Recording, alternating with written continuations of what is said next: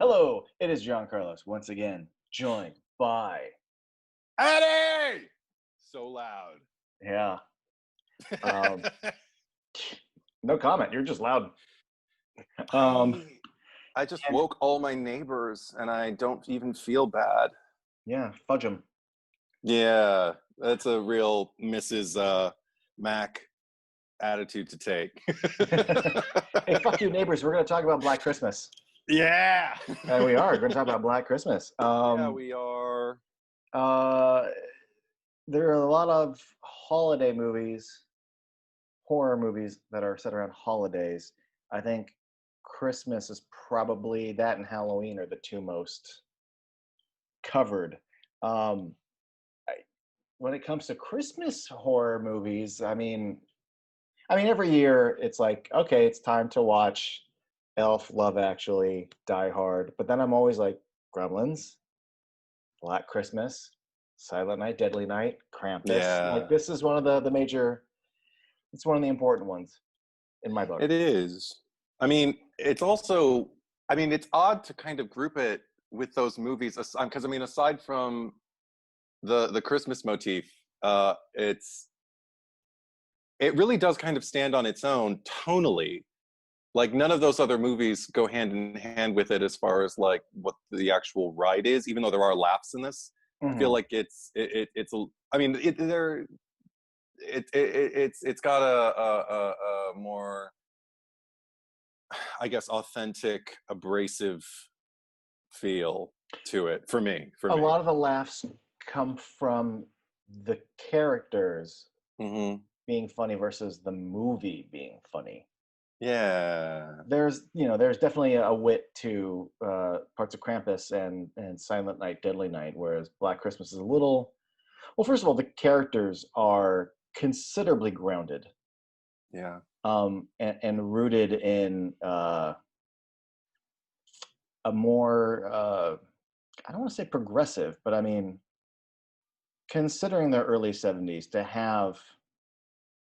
But I mean, obviously, I don't even know where to start. Like before certain tropes have even begun, because this movie Yeah. kickstarted a lot of things. Hmm. You've got your heroine who's not a virgin. You've got your heroine who is very my body, my choice. These are Yeah. not the sort of things that your average slasher movies eventually become a little. Not all of them, but a lot of them could be a little more two dimensional, a little more silly. Particularly the You ones in the know, United States, the ones coming yes, from the US. Yeah. yes, and especially with your group of characters, you would have more tropey characters. Like even your tough girl or your like I like drinking party girls are a little. Everything in this seems to have like the fingernails get a little more dirty. Everything's just a little more grounded, and everyone seems to be dealing with a little more realistic kind of conflicts, and not, oh no, we're at a booze and like Billy's not gonna fuck me tonight. Like it's no, my boyfriend wants to make me keep a baby, and like Barb clearly has a horrible relationship with her family, and they're like leaving her behind on Christmas, and she's all alone. Like, Yeah, her mom stood her up for like a new guy who she doesn't yeah, even know. I mean, and that's why she's drinking like the rest of the whole right. movie. Like I'm sure she's tons of fun, but yeah, there is a layer of sorrow to every single one of these girls who are in the sorority. And when was the last time you saw a horror movie that took place in a sorority where every one of the girls was granted dimension, Yeah, regardless of their time on screen, and when and an opportunity for you to really really like them, and really really see their point of view, but also really really see them at maybe their most vulnerable. hmm, Um, that I mean, the fact that that's not a trope in and of itself is actually kind of regressive for me about just like the tack horror took, especially the slasher yeah, subgenre. Even though I love the slasher subgenre, but yeah, the kind of non-morality and I mean, all the rules that Jamie Kennedy addresses in Scream don't they're apply not present in here. this movie. No, No, it's really, again, it's back to that accessibility about it doesn't matter what you do or what you don't do. If you're in the line of fire, you could get clipped. You could yeah. you could end up 6 Feet Under, and there's something about that again makes it odd to like kind of group it with some other I won't say fluffier, but I mean movies where the violence isn't nearly as I guess accessible is the only word I can think of right now, No, and kind of inevitable. yeah, and also the Yeah. characters are just, for lack of a better word, sillier. You know. Right. I mean, we can maybe do Silent Night, Daily Night someday. But what that poor Oh, guy goes through, like if you describe it on paper, it sounds like a yeah. nightmare. But also the kind of way it's played out, it's a little silly. Um, you know. Yeah. Um, I feel like for those who don't know, because this has been kind of well documented, but the way I kind of came to it was, when I was a teen, I was kind of informed that, like, like the slasher genre kind of began with Halloween, and then you get older and you learn a little more, and you could argue Hmm. technically, you had Mrs. Bates and stuff, but like Psycho doesn't feel like a slasher film to me. And I forget, there's that one axe murderer movie from like the 40s that's like by some it's Hmm. considered the first slasher. But Hmm. as far as the things that define what an American slasher movie is, it all kind of begins here. Hmm. And I note American because um, in my time uh, in quarantine, going through just movie marathons, and just because I literally sit around and just watch different movies a day, I went through a bunch of Dario Argento movies. So I went down a Mm. Giallo rabbit hole. So I watched some Mario Bava Giallo movies, and I've always known and appreciated in the past that Giallo is half mystery and then half like horror slasher. But as I'm watching them recently, and I'm sitting there going, this is just like four girls going to a house for the weekend and getting stabbed by a mystery dude. Like, you don't get American slashers without Italy doing it a few years first. Mm. And I'm watching this, obviously Mm. about 4 years before Halloween comes in. I'm watching this movie going, this movie is like the first American Giallo movie. Literally, Hmm. and so many of the choices in this movie with like the POV of the killer and the way the murders are treated, it is. I don't think, I know it's a Canadian production and there's a lot of boots in it, but I don't think it gets enough credit for how Italian it is. And I'm just putting that out on Hmm. Front Street. It is. It's very Mario Bava. Yeah, I think particularly Billy and I'd say Mrs. Mac are probably the ones who feel closest to that for me. I don't say the girls just because, again, I feel like they're given a little too much dimension to be. But Billy, Yeah, and just the structure Billy of for like seven sure. girls. Yeah. And all of his POV stuff. One of the things that I noticed this particular screening, another thing that I love about this movie is I can keep watching it because it came to me relatively late in life. Like the first time I saw it, you introduced me to it. That's right. It was Yeah. me. And what was it? What was like? It was just a few years It was ago, only right? like Like 2 or 3 years ago. 2 or 3, yeah. Yeah. So, and dear God, it got to me. And like that the infamous eyeball through the door Oh yeah, yeah. Like was, this. yeah, like that This. was one of the most I mean, we have our movie weekends and we watched, I don't know, 9 or 12 movies, and that was probably the most horrifying thing I saw that whole weekend. But that stayed with me, and so much so that I think I put together a little collage on Instagram, and just the eye represented Black Christmas. I do think it's much more than that. But but what occurred to me this time was, of course, it lays the groundwork for Halloween with it opening with that killer POV after we get the establishing shot of the house and all that. But the thing that creeped me out even more so than Billy's POV, looking through the windows and then looking up the trellis and going into the attic and you seeing how, how close he is to them, like in proximity, just a few steps up from the attic. The thing that got to me more was the shot where the audience is put into the house. And what I mean by that is we're not looking from any character's perspective. It's an all new solo perspective where we're kind of on the landing of the second floor, looking down at Margot Kidder, Barb, answering the phone, talking to her mother, or not answering the phone, but talking to her mother on the phone. And we slowly pan over and go up to the steps, really to show exactly what the proximity is. And you're not looking from Billy's point of view, and you're not looking for her or hers. You're just in the house. And that was actually the most unsettled I had been that thus far. You know, like, I mean, like, it's really early in the movie, but that one got to me even more than Billy's POV. And that was a fun discovery. I had my own, because the first time I saw this, the eyeball shot got me, just because it's such a intense goddamn eyeball. It's a good performance from an eye. With the wreath reflection in it too. Yeah. But what got me, this is now I think my 4th or 5th viewing of it, and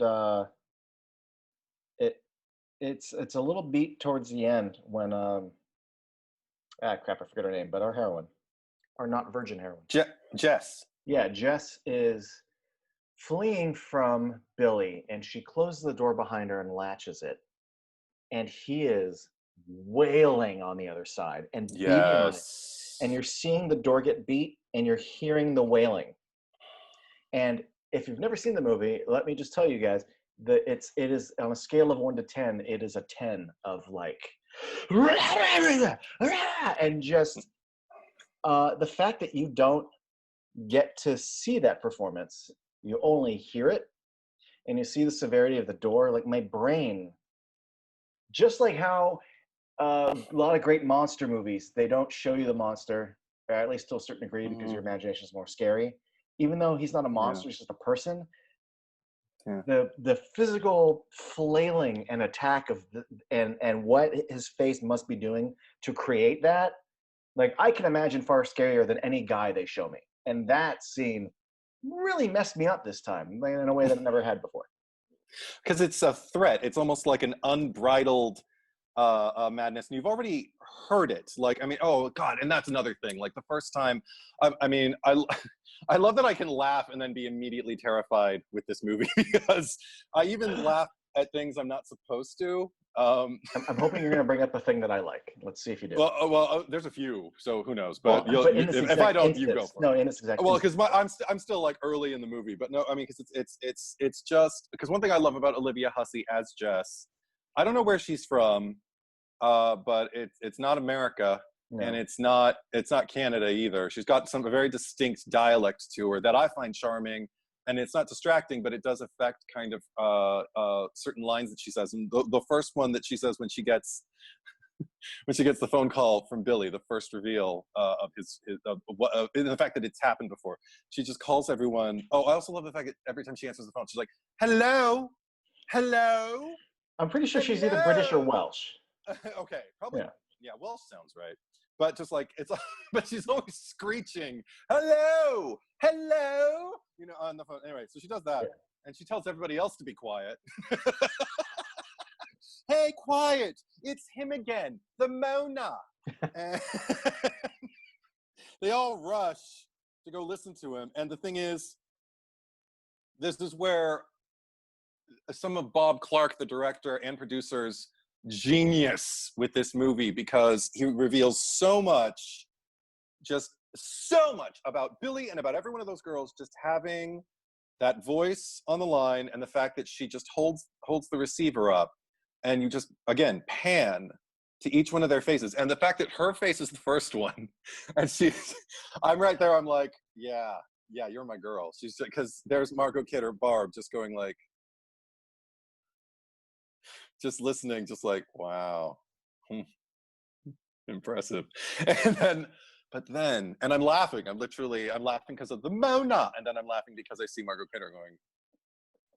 But then we see the other girls, and they look so young, so terrified, and it's not even.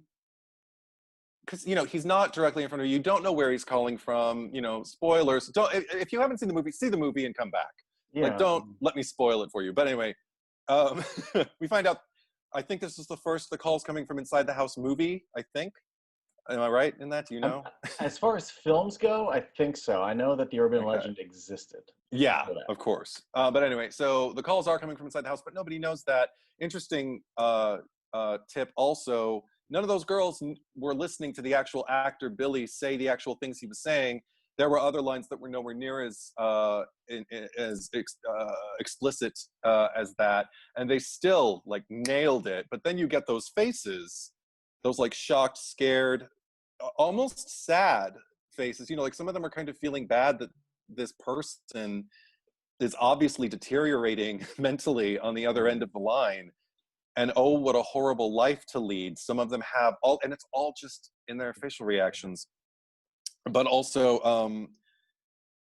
and I love Andrea Martin's expression too, because she's scared, but she looks like almost scientifically fascinated. Mm-hmm. She's just sitting there like with this furrowed brow, like what would make a person do such a thing? And it just gives me such a way into their experience and and scares me because it's not the first time either. This has been happening a while, so you know something is long overdue to happen. That's what's interesting thing about this movie. The way it kicks off is that even though the killer is Billy's entering the house, presumably for the first time, this is not his first phone call. Mm-hmm. And I have to wonder how long has he been escalating to this point. You know, he also knows there's a phone in the attic, so it's probably the first time he's entered the house with them in it, maybe. Because otherwise I feel like he would have just camped out up there. He wouldn't be, why would he leave? But, and I love also just the mystery surrounding him, because even just listening to, on a first viewing, you don't get everything he's saying. There's a lot of stuff about Agnes. There's a lot about, it's Billy, pretty Agnes, don't hurt the baby, Billy's sick, mommy, and all this. The first few times, I just thought it was, and it works this way. I thought it was a bunch of nonsense. Right. But yeah, in the years since then, I've gone just like isolated the scenes and like. Yeah. Because I understood at first, there's a few different voices, but there really is like, they don't lay it out for you, but there is clearly a Billy, his little sister Agnes, and his mom, and something that he and Agnes had done, and whether mom and or dad ever survived, but there, and I think Bob Clark in one of because the Scream Factory DVD ports over bonus content from I think both of the previous DVDs. Yes. Yeah. And one of them he like lays out that like, oh yeah, him and Agnes, like he no longer likes girls. Agnes doesn't like boys. Mom's dead or something. And you're like, oh, right, yeah. Okay.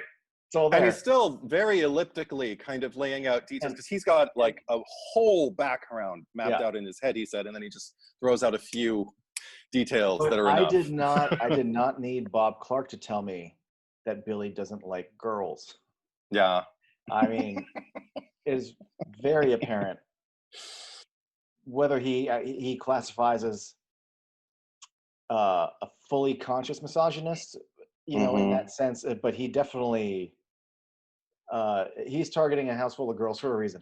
Let's put it that way. Targeted, and also Agnes. The fact that aside from the cop that he has to take care of in order to continue, he never attacks any men, including men that enter the house and stay in the house for a bit. Right. So, yeah. No, the men are incidental. Like they're obviously not the focal point. But oddly enough, I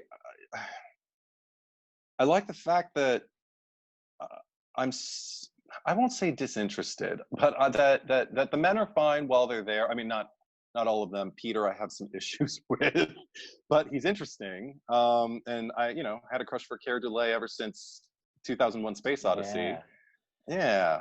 Super shocked to see him play such a prick.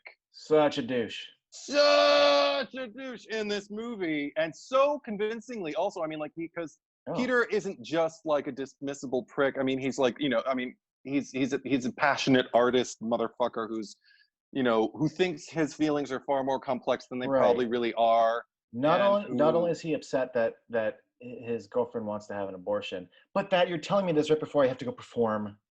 Oh God. Yeah. Yeah.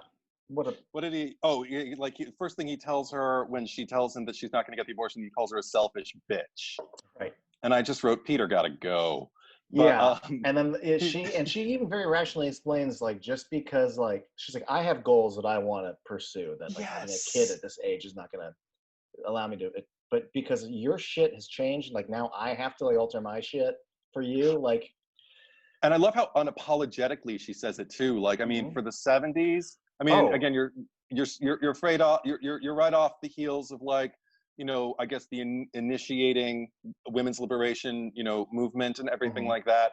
But at the same time, it wasn't common to see young women you're supposed to sympathize with take control of their own destiny, Let like their alone own, their own or bodies. Yeah. exactly, um like that, and also speak like impassionately, but without being like, without being perceived as like overly emotional or selfish. Everything she's saying makes so much sense. She's Uh-huh. so lucid compared to him. But And also, I she's mean, not holding back in order to no, be approved in some way, to not be problematic. She puts right, everything on Front Street. yep. Yeah, and then also, this is all coming off of the heels of him hearing that a 13-year-old girl is dead. Hmm. So tonight's probably not the best night. Like, they made a plan. He wanted to Uh-huh. hear it. She wouldn't tell him over the phone, which I totally understand. But I love that he says, "Now listen, Jess, I know you're upset, but I've got something to tell you. I'm leaving the conservatory." Like, that's the most Hmm. important thing. And then he gives one of the driest, least, romantic or even appealing marriage proposals in the history of cinema. And basically just says, "I'm tired of being a student and living in a dorm, so you're marrying me." Right. And we're going to raise this child. This child will be my new dream. I'm going to put all of this on you and all of this in our child. What could go wrong? And she's sensible and sane. And it's just kind of like, fuck that shit. So I love all of that we get from Jess. I also love the fact that she does, I don't feel like there's one moment in this movie where she makes a mistake. I feel like the only thing that maybe one could make an argument for, that I would immediately argue against, we're jumping all over the place, but sorry, folks. It's just the fact that it actually makes her one of the most honorable final girls for me. Because we do know she I'm right there with you on that. survives until the end, but we don't know if she's going to continue to survive after Right. the credits stop rolling. But she makes it. But it's when she finds out the call's coming from inside the house, and they tell her to get out. And And specifically that they are yelling and pleading and yeah, screaming for her to get out. yeah. And then she even goes to the door, but then just turns back and just starts screaming her friends' names. And again, I care about every single one of these people, and she doesn't know they're dead. And I don't want them to die. And she's screaming their names, and all I can think is, oh my God, these are real relationships. These are girls who you've depended on, who you've developed relationships with, both individually and as a community. And because they're not answering back, and because the calls are coming from inside the house now, you probably know why they're not answering back. And I love the fact that she goes upstairs. She Hmm. makes what was cited by Sidney Prescott as, like a character flaw, Right. or an error in like mental ability. But this is a special case. This doesn't fall into that category in No, the it way that really other doesn't. movies still do the act without having the impetus behind it. Right, but the fact that she's the kind of person who has every reason. I mean, she could leave the house and I would understand. I would not judge her. I But it's such a feat of courage for Yes. her to go up and make that discovery herself, because she's not going to be able to live with herself if her friends, have to suffer, and she had an opportunity to do something and she did nothing. I remember one of the viewings I watched this where I would Yeah. think about when the cop tells me, like, just get out of the house. Let's get from what's out of the house. You need to go. Yeah. I remember it's easy for me to sit on the couch and go, yeah, okay, go, go, go. And I remember one of the times I'm like, no, no, you stop turning around. But then I thought about, like, okay, but let's take some people that are important to me in my life and put them inside the house. Yeah. Yeah, I don't think I'd probably necessarily leave either. Um, but I actually really appreciated that she doesn't just immediately go upstairs. She calls out their names first. Yeah. And like, I know you can see it in her that like all she needs is that response. And it's the fact that she keeps calling out. And at this point, and if I yell louder and I'm not getting that response, the escalation and all has a point behind it. And it breaks my heart when it's like the third or fourth time she screamed their names and she's not getting a response. First, I mean, Olivia Hussey is just amazing. I'm just Yeah. I'm a mega fan. Mm-hmm. So, and this just added to everything else. But yeah, no, her choice to go up is completely, it is a choice and it is selfless. And I dig it in a way that in other movies, it can be handled far more poor. And has been. It has been. No, I just want to jump back. One of the things that I was wondering if you were going to mention, Yeah. a thing I like, and you didn't. But no, I appreciate when they're all on the phone for the first time. Mm-hmm. They're listening, and Barb really engages and escalates. Oh yeah. And I mean the shit coming out of this guy. I mean, you want to talk about the C-bomb? It's just your pink piggy. I don't know. I cuss on this, but I'm not going to drop the C word 5 times in a row. No. I'm not going to quote him, but but and then she goes back, and then he starts yelling more, and she goes back, and then he just goes, "I'm going to kill you." Click. And I'm like, ugh.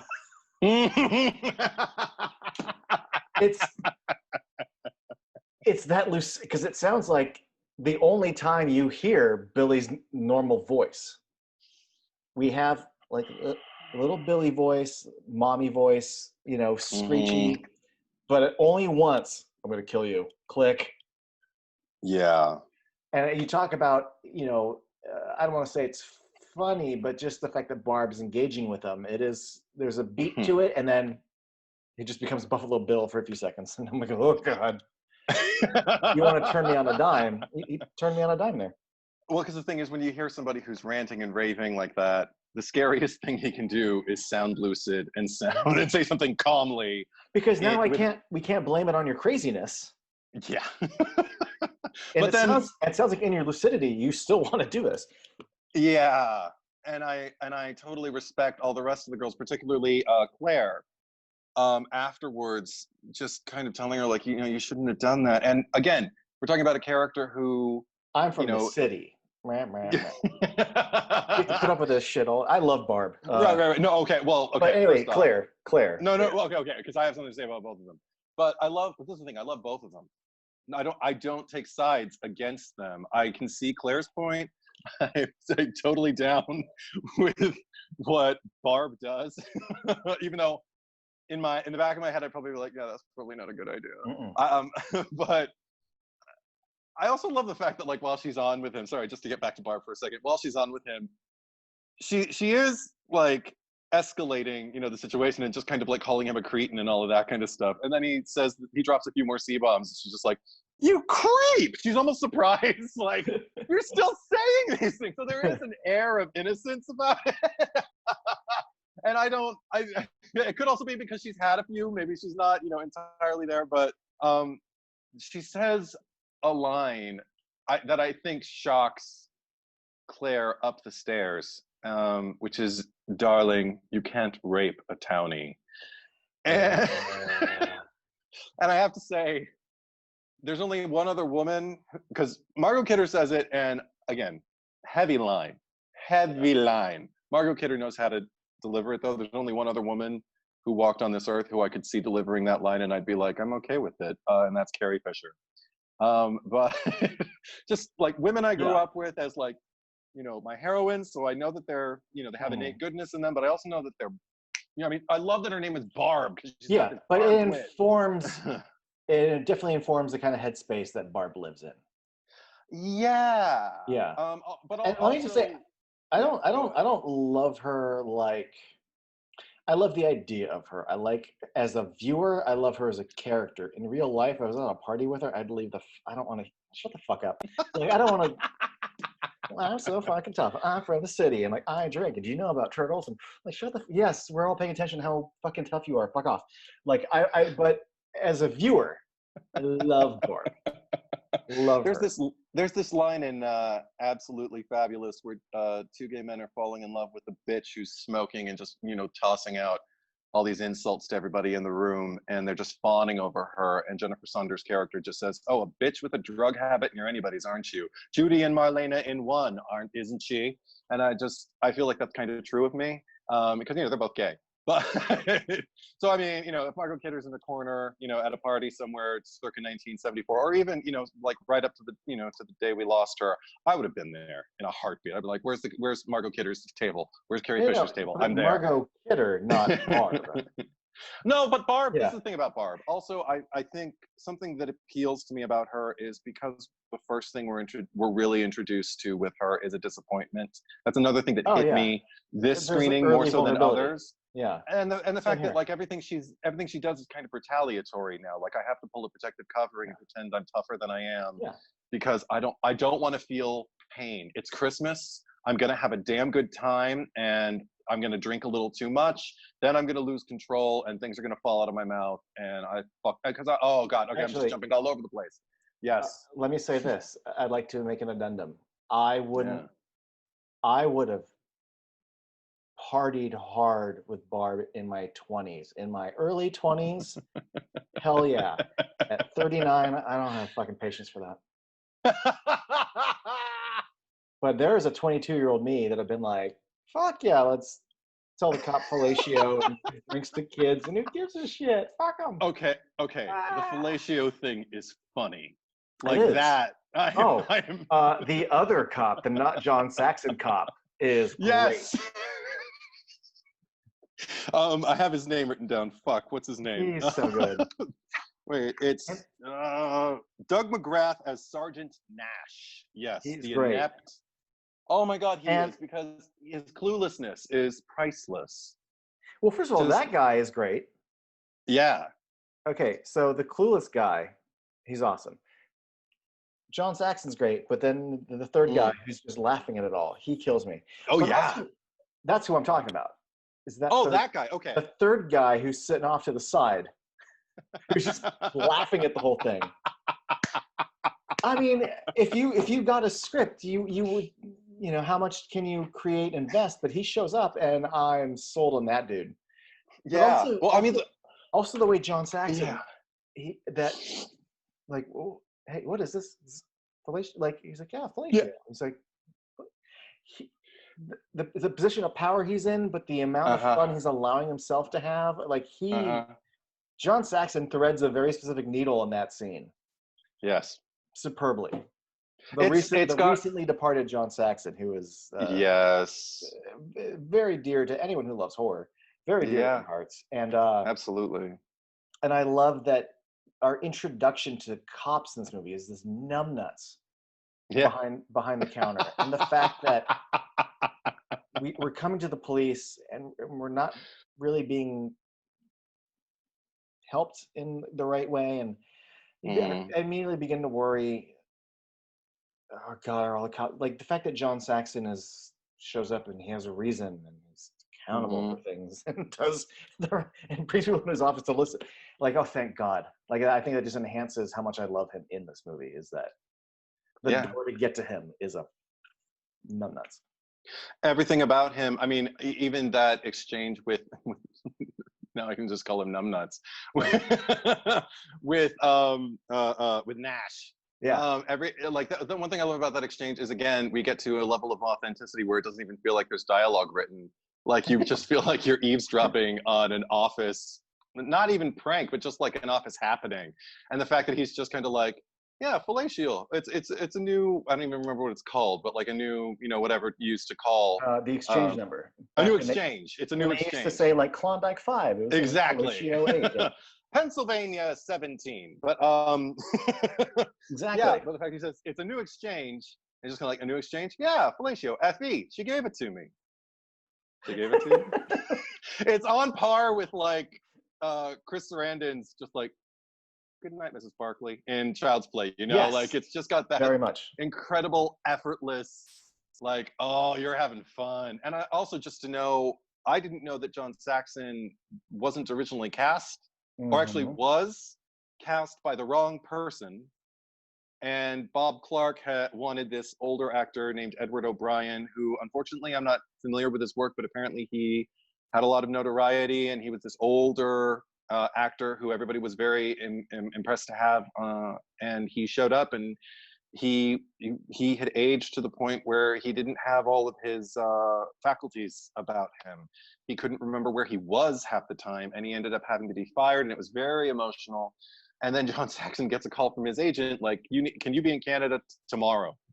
Like, you leave today, you'll be there tomorrow, and you're going to play that role you thought you got, but then they took away from you because somebody else got it, and now that actor can't do it. And the way he showed funny up. enough, that other guy ended up doing another movie.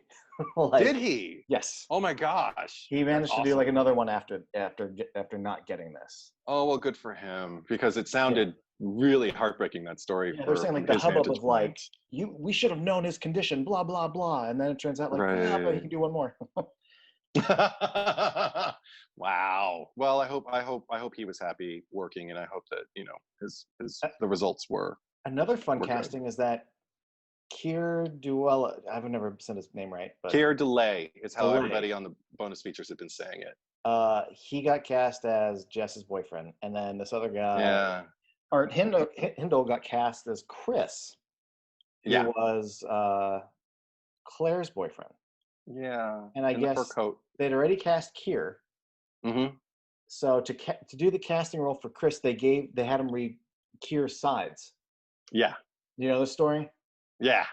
And okay, for those of you who don't, like, he read, and then Bob Clark was like, and he's like, what? He's like, no, you're good. He's like, I wish I would have got you a little earlier. Like, I could have read for, like, would have cast you on that. You could have read for Peter. Yeah, would have cast you as Peter.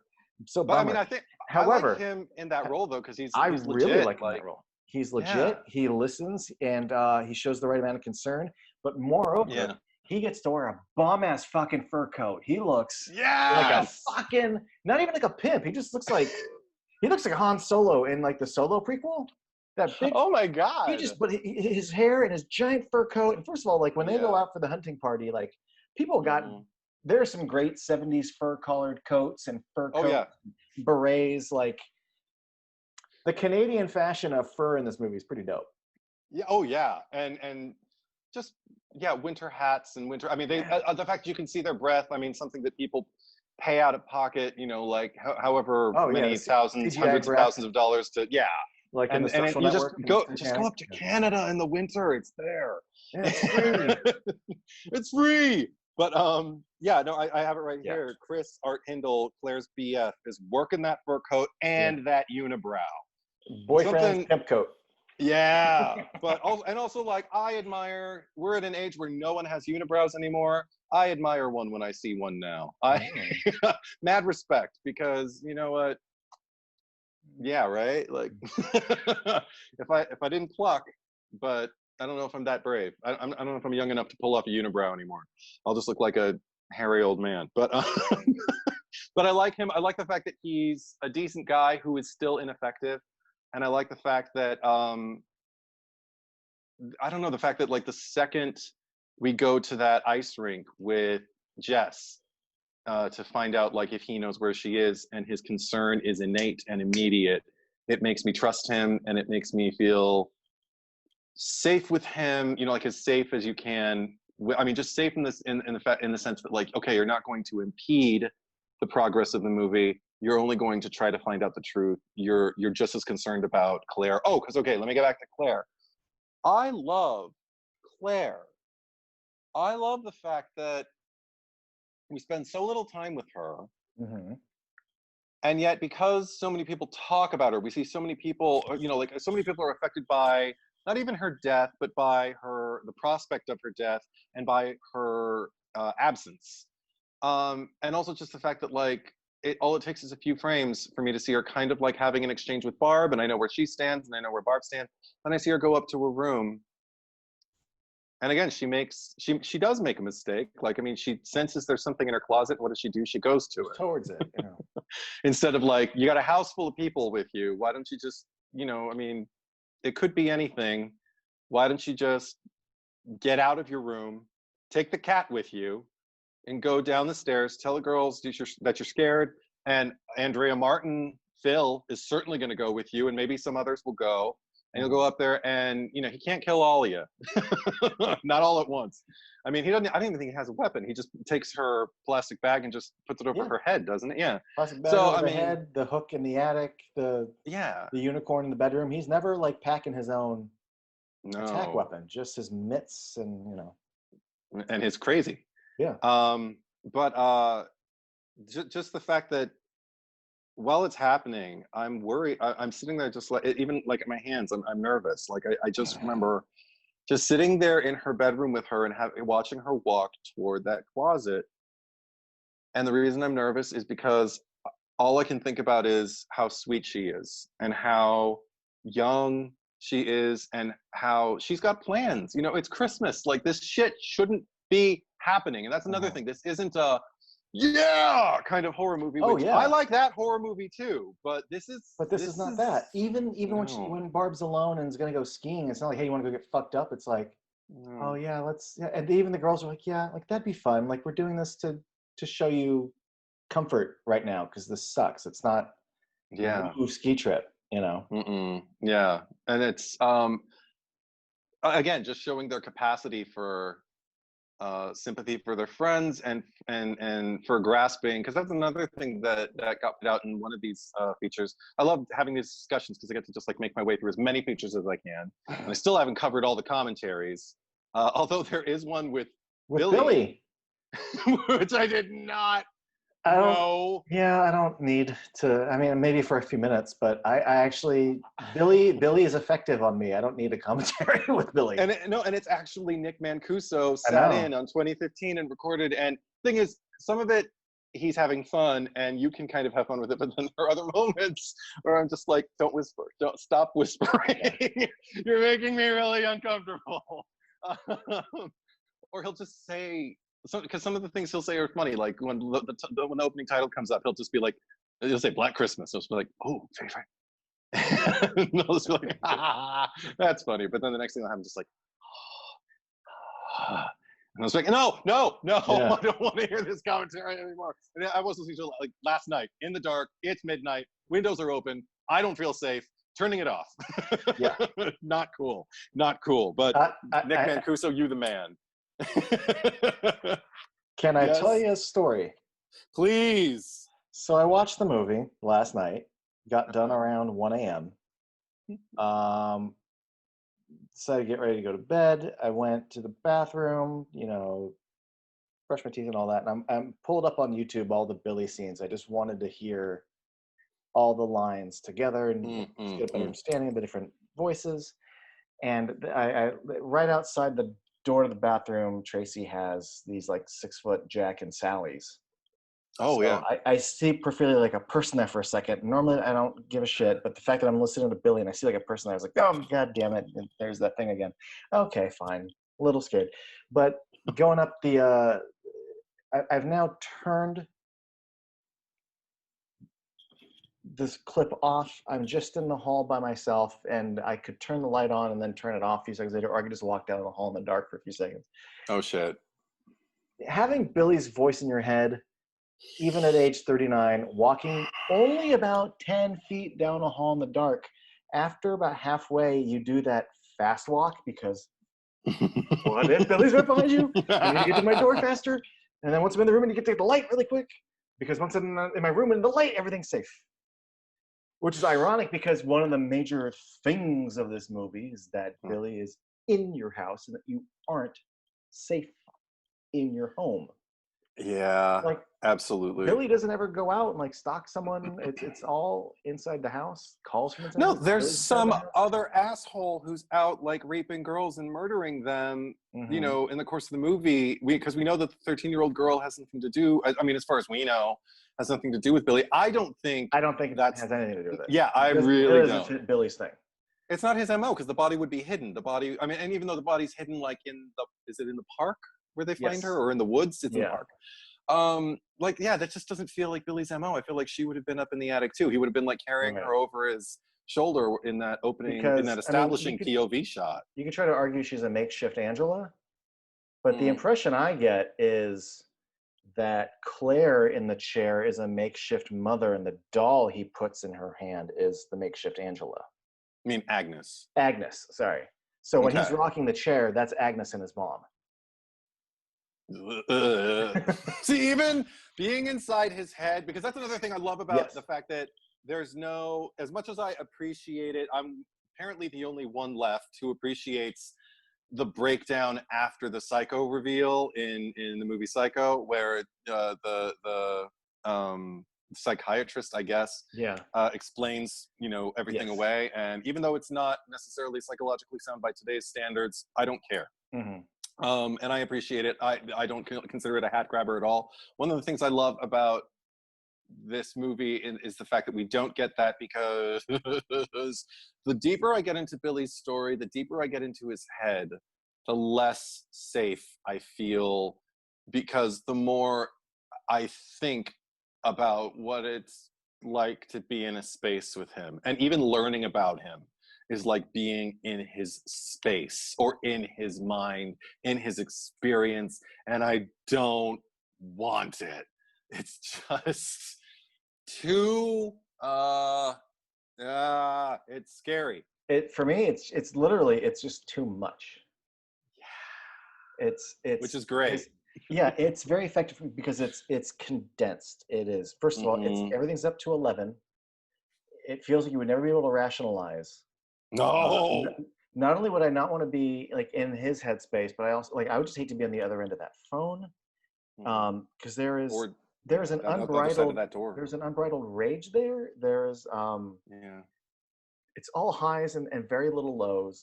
Mm-hmm. The multiple voices, the piggy stuff, the screaming, Mm-hmm. the sexual aggression. Mm-hmm. It's this voice, that voice, yell, yell, yell, tight, tight, tight. And in the span of like 30 Mm-hmm. seconds, it's just a lot and it's too much. And it's yeah, I would hate to be and then it's exacerbated by the fact that we never see Billy really. There is one shot of his silhouette and half of his eye when he's about to stab Barb. There's a shot of his eye, but we never really, even when he's attacking at the end, we see it's all tight on her and her fleeing, just like a hand grabbing. Um, Yeah. I kind of, it touches on what I said earlier, where like you don't see the monster, and even when he's in a scene, I never see his expression. I just Yeah. hear his voice and I see his intentions in his hands. And Your I, mind does I can just most of the imagine work. the creepiest Yeah. face. And Yeah. not, it's interesting to reveal or hold back on the monster in a movie, but for it Mm-hmm. to just be a man, Mm-hmm. it allows me to create the most terrifying man. But even, and then there's other elements, like for the first time I noticed that we see feet. I mean, I know we see Peter's feet coming down the stairs when Jess is on the phone and everything like that, and they were supposed to have their talk and whatever before he starts acting really stupid. I mean, when isn't he acting stupid? But there's one point where we see feet that are not Peter's, that are obviously Billy's, really early on in the movie, and there Mm-hmm. are like bell-bottom jeans attached to these boots. Not attached, but I mean, like Yeah. they're all on the same person.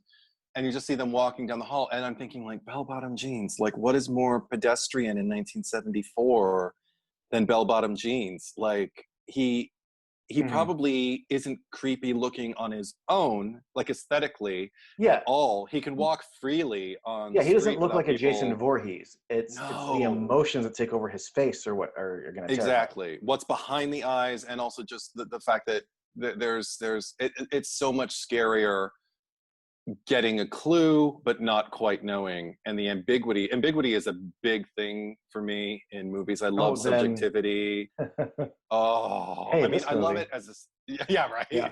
No, I mean, as a cinephile, I love it when, I mean, I can appreciate it when somebody does the work and wants to kind of like show their work. Like, see, this is how he did it, but or she or whoever. Like, this is how it happened, and I'm going to map it all out for you. I don't mind that in certain cases either, but there's something about the unfinished thing when it's effective, and when it doesn't feel like it's underwritten, when it doesn't feel like the writer doesn't know either.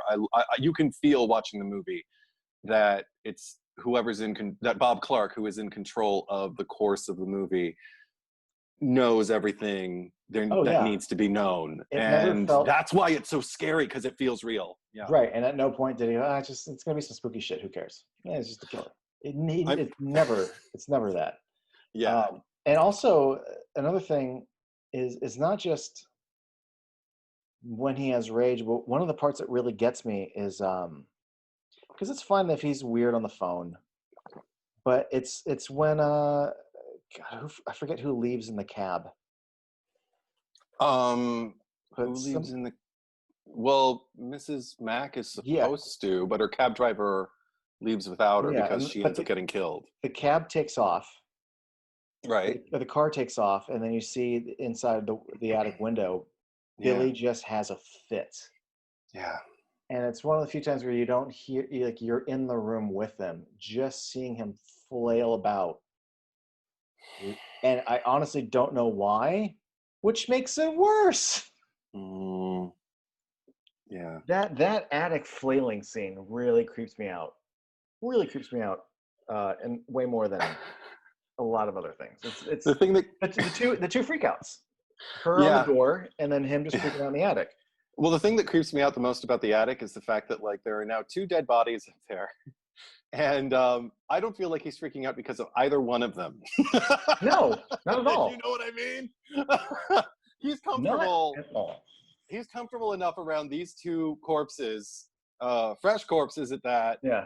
at his own hand, that he can just kind of cut loose and be whatever he needs to be. And the fact that, I mean, again, so incidental, or no, it's not, but it feels incidental to call attention to it. But I am so worried about Claude, the cat, Oh yeah. being up in that attic the whole time with that maniac. Obviously, I think Claude makes it out. I don't know if we ever get to see Claude at the end. But he makes it through a lot of the movie. Yeah. He makes it through a lot of the movie. He Yeah. probably just hiding and being quiet, just kind of like, God, this guy's freaking out. Cats are really good at staying out of the line of fire. Yeah. I mean, they're So fast. So yeah. yeah, but hopefully, Claude just found like a hole to burrow through somewhere and is either somewhere in the walls or outside of the house, long gone, on somebody's stoop, and somebody felt like a kitten, what a Christmas treat, and now he's living comfortably. That's the story I need to tell myself for Claude, Sure. because there is no story I can tell myself for any of these girls, but or for Mrs. Mack. I'm glad you mentioned. We were talking about the attic, and you mentioned the 2 bodies in the attic. One Yeah. little. It's not a nitpick because it's not the kind of. It's just, I really judge the cops for this, but one thing that just really irks me, because I get the ending, and I get the idea that she's there Oh. and they leave, and then the phone, like, great ending. But one of the things that really irks me is that the fact that none of the cops search the attic. I know. Because if you go into Barb's room and you go, okay, we found 2 bodies in that room, and we're still missing 2 other people, you would think search the Yes. house, right? Search the house. And the fact that they don't, these cops are the worst. And the fact that they I could leave. say great things about John Saxon, but at the end of the day, these guys fucked up. Well, I did the math too, because they leave Jess. I remember the first time I saw it, I didn't really listen to the cops banter, Mm-hmm. which is really, they're not on camera. It's all kind Yeah, of it's all ambient noise. voiceover. We're focusing on Jess. We're focusing on Mr. Harrison and all that. And we just see kind of like cops' butts and whatnot. But or their hips, like in the back, like whatever. Just hearing these man voices discuss like the fate of these girls, but I remember thinking the first time I saw this at the end that Jess is just going to lay there, and this Billy has all night, if he wants to just creep down again and do whatever the fuck he wants, and that fucking pissed me off. It terrified me. The fact that we just let the phone ring over the fucking credits, and I don't stop the movie because the movie's not over. You're supposed to sit there and listen to that fucking phone ring endlessly, watching that one cop on the stoop. Right. Oh, Well, first of all, she's alone. Ah! She's alone in this bedroom, but then the cop is stationed outside, and I'm like, how do you not leave one person in the house with her? And Also, then the lights are out. All the lights are out in the house. Yeah. Who does that? And then I have to wonder if, is the phone ringing real, or is the phone ringing, not real? And if it is real, does the cop not hear it? Or what's worse, does the cop hear it and be like, someone will get it? I think it's. I mean, I think it's real. I think it's Billy Yeah. calling Oh, again from the attic, and I think if he doesn't get what he wants, this is the scary thing, and nobody answers, he's going to need an outlet, and he's going to try, and he has no problem roaming around the house when there are people there. yeah. So he's probably going to wonder, where are they? Oh, see, I'm doing it in my head. I am imagining what's going to fucking happen after the credits roll. I fucking love this movie. But okay, so I did the math. This is the window that Jess has at the very end, because they say that Jess, the sedative that they gave her, she'll be out for 4 hours at least. Her parents are due to be in about 2 hours.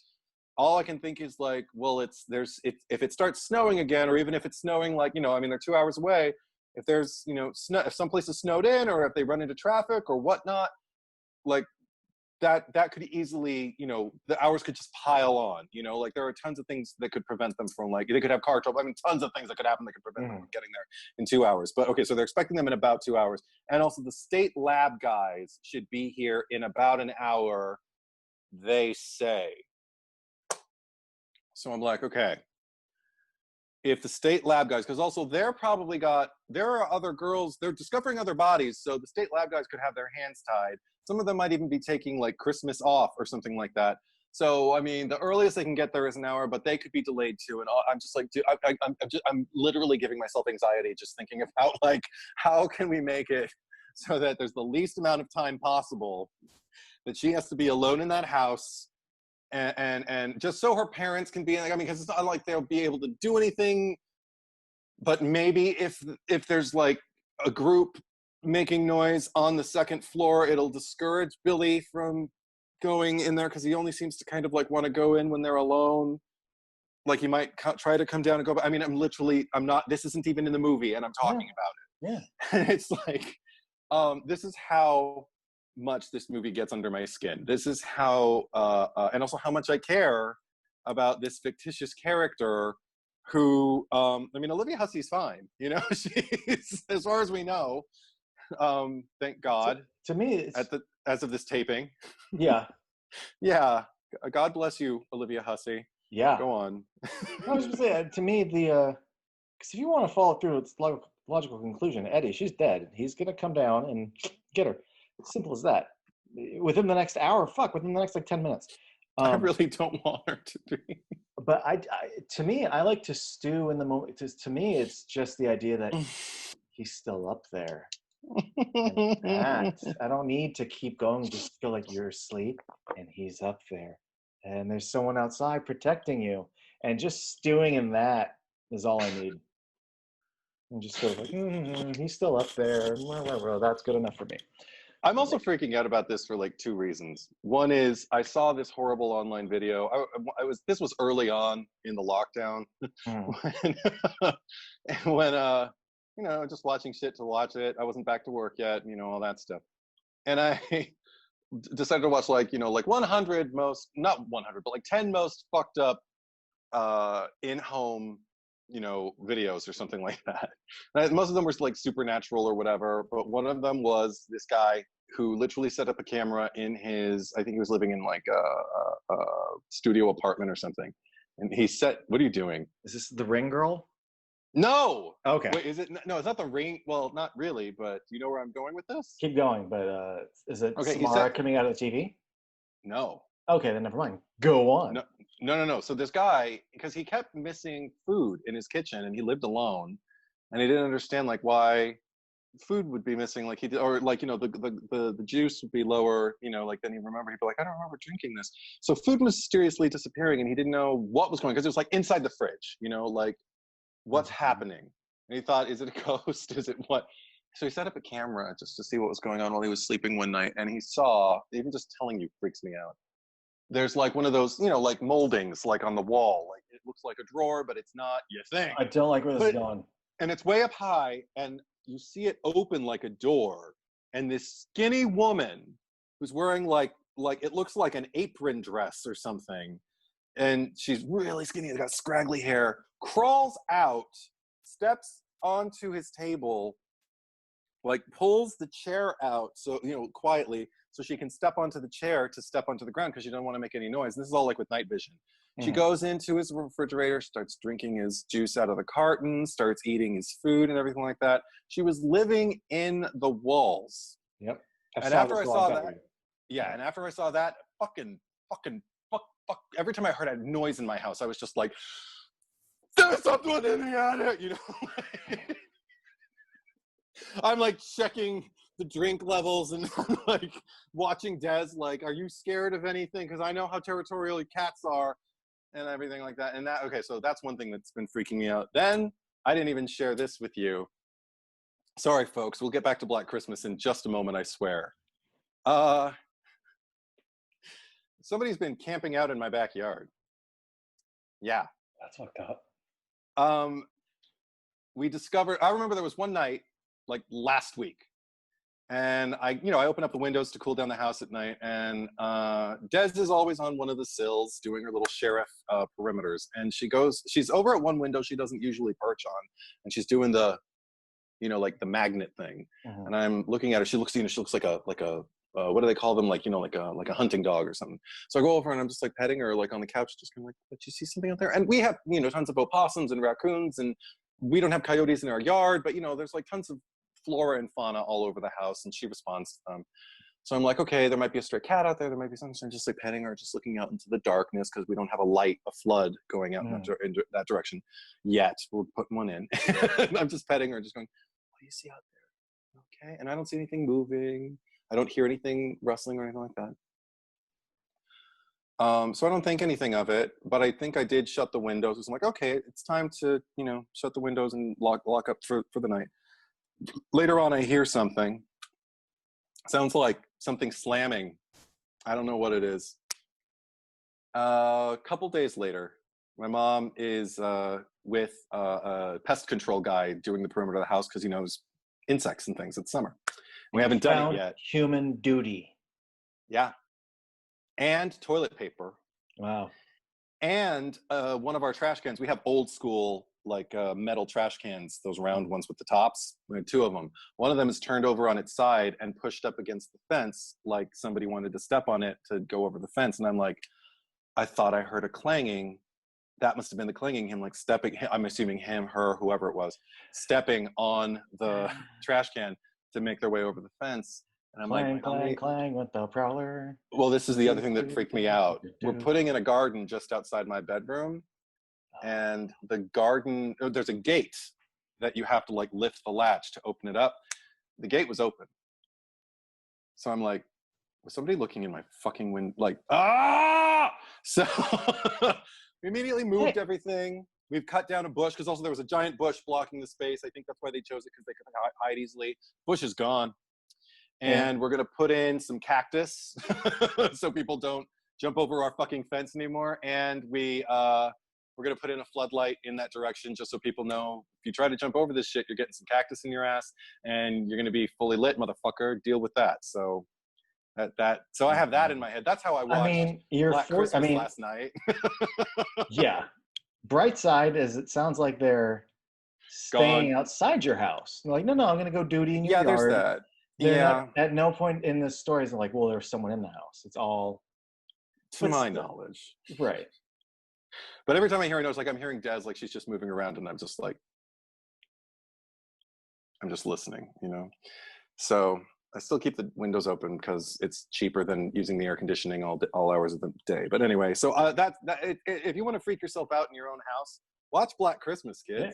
I don't even have that baggage, and I watched it last night at like 11:30. And how does running make you feel better? Running always increases. It makes me feel like there's something to run from.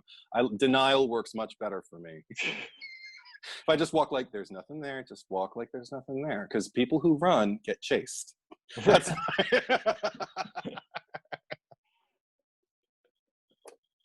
Back to the movie.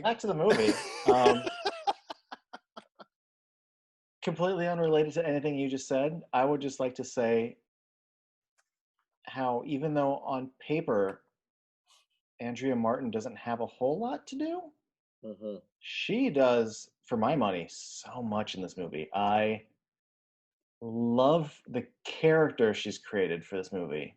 Yeah. But the one thing I can't get over, and I realize I don't say this a lot because also so many actors, no offense to, I mean, I'm not citing anyone, but the way, even if they're not necessarily waiting for their line, just through the series of editing, we're always, seeing the lines when they matter through cuts. But Yeah. there's several moments where Andrea Martin's just listening, and I'm like, Yeah. you're such a good listener.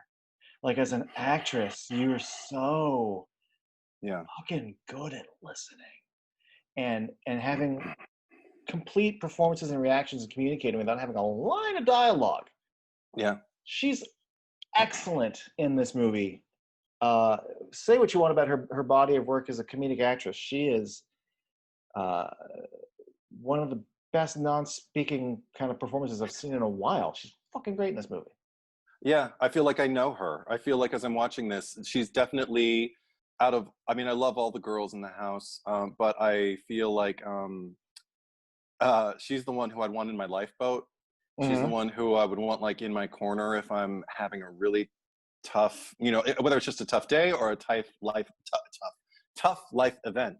Yeah. She's the one because I can confide in her. I can depend on her. She's going to feel empathy. I mean, okay, because she also gets to do so much. She gets a very authentic um, number of things to do that all feel plausible for her Right.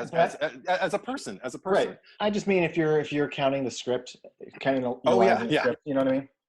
Well, the She first is, time I noticed her, it's not even what she's saying. It's again listening to the phone call, her reacting to Barb, Mhm. getting on the horn and giving him what for, and she's just going like, Yep. and I'm like, oh, cool. I like you because I'd be just like you, shyly kind of like laughing like Barb. Come Hmm. on, And her listening like in the stop. kitchen. Uh, yeah. And then yeah, when they're sitting there at the dining table and Mr. Harrison, who's basically a prick, but he's a prick who is missing a I daughter, still so feel he. terrible the first shot of him waiting for Claire. It breaks my heart. Oh, I know, I But know. yeah, I mean, there's a lot of he's the stuffy between him and Kier. There's a lot of proto male versus Yeah. girls in college and what they're learning, and poster with Right. butts on it, and Yeah, these outdated male ideas about the proper way for women to women to act, conduct and behave themselves. Yeah. particularly at this stage in their lives when they're just kind of being themselves and doing their thing, and it's never felt more accessible. It's never felt more like, yeah, well, just I mean, that's another thing I love. It's just like every argument that they make, even if I don't agree with it, like in the case of Barb or something, or even in the case of Claire, because I understand where it's coming from. I don't share Claire's kind of shy, you know, innocence or conservatism. Even though compared to her father, Oh yeah. I don't think she's conservative at all. But but I buy it when Mrs. Mack tells her father what a good girl she is. I'm just like, yeah, she is. She I've is. seen her. She's a good Seeing her girl. around her friends too, like yeah. Yeah, just because you got a poster of like a bare ass on your wall, and because like you got a poster of like a sweet little old lady flipping at you Yeah. off. It's I mean, funny. what's Yeah. wrong with that? But then I But think yeah, about like but the his generation generation, that came he's a fuddy before. duddy of a different generation. Yeah. But anyway, Yeah. yeah, when that scene with him in the kitchen, Yes, and, and Barb and just cuts loose, yeah, and both Mrs. Mack and Phil, Andrea Martin, have to kind of feel the punches that she's throwing. And then she's not even really throwing punches; she's just being sloppy. She's yeah, just too drunk and too careless, too yeah, reckless. But this is the thing I love about the way Andrea Martin plays it, because even though I love the way Mrs. Mack does too, but there's something about Andrea Martin that is so in control of the situation. Like she's literally drawing a line in the sand. She's been around Barb. She knows that she gets this way. And she knows when she crosses the line that she's got to take control of the situation. If she tells her, you're drunk, go to your room, she's going to do it. And she does. And also just the fact that she, even before she does it, she doesn't go right to anger. She doesn't go right to controlling the situation. she's doing the same kind of thing in the very beginning when she's not talking about Claire, when Barb is just kind of being inappropriate talking about tortoises fucking or whatever. And you see her doing the same thing, just kind of like, oh God, Barb, he's sitting right there. Like, could you, oh, that Barb, you know, But but then what's she great is crosses the line. with Margot Kidder giving that kind of performance, Mm-hmm. I still drift over towards Andrea Martin. Yeah. And that really says something about Andrea Martin. Yeah. Well, another thing that I love is they both kind of, I mean, Margot is kind of the source of the tension, or at least she's certainly, again, here's the word, escalating the tension that's already there, while the two others seem to be trying to just keep things calm and just, you know, be there for this man who doesn't know where his daughter is, and we're worried about her too, but let's not talk about that because we don't know things. And then here, Barb is just off the cuff, and the thing is, they all seem to be in the room. They're all in the same scene together, and I'm in that room with them. And Andrea Martin kind of she embodies the energy in that room kind of more so than anybody else, not to take from anybody else, but I know what it is to be her. I know what it is to be on that side of things and have to rein in somebody who is a little out of control for whatever reason. Maybe it's, you know, recreational substances. But you know that it's not to the point where you have to get up. You just have to tell them you've had enough. You need to get out of the room. It's time for you to go upstairs now. And I love also the restraint they play. There's a tremendous amount going on in that moment because they're not playing too much. They're just existing off of each other. Yeah. And that's my favorite. That's my favorite thing to behold. Well, and that kind of falls into the fact that they are keeping it with such grounded people, and even within like the idea of like, oh, she could have just been, like, look, like I love the House on Sorority Row. Mm-hmm. Love it, but the character is a little more tropey, and it's very easy to just have the mean one or the drunk one. But Sure. the fact that Barb gets to be hardened as a character through experiences, so she isn't simply just the angry drunk, but that she's forced into like a kind of grumpy, maybe forced to be an adult a little earlier than she wanted to, or at least posturing, but you know, the drinking doesn't help. But even when she's not drunk, there is a certain level of sass that comes with her, and you don't want her getting drunk. And as opposed to just being like, I'm Rizzo and I'm an asshole. Right. Yeah. In an odd way, that the alcoholism in this movie, portrayed both by Mrs. Mack and Barb, though, in an odd way, feels rebellious. Feels to me. I don't know if it feels that way to everybody, but there's something about these two women when they drink and the attitude they kind of have when they drink. Like, I mean, because it's always celebratory, even though it's hidden for Mrs. Mack, it's always celebratory, and it's always like, yeah, that's right, I'm going to do it. You know, they're spitting in the face of what's expected of them. Exactly. There's a defiance that I really kind of admire. Yeah, and honestly, I think Mrs. Mack creates an environment for these girls that I think, like, yeah, it doesn't feel reckless or unsafe, but it gives them just the right amount of leeway that, like, you know, that Claire could move into that house and still find a boy and put up some silly posters, but not lose who she is, but still experience. Also, Mrs. Mack. I mean, she's a hoot. I love the fact that. Go on, please. I personally love the fact that it's not just that.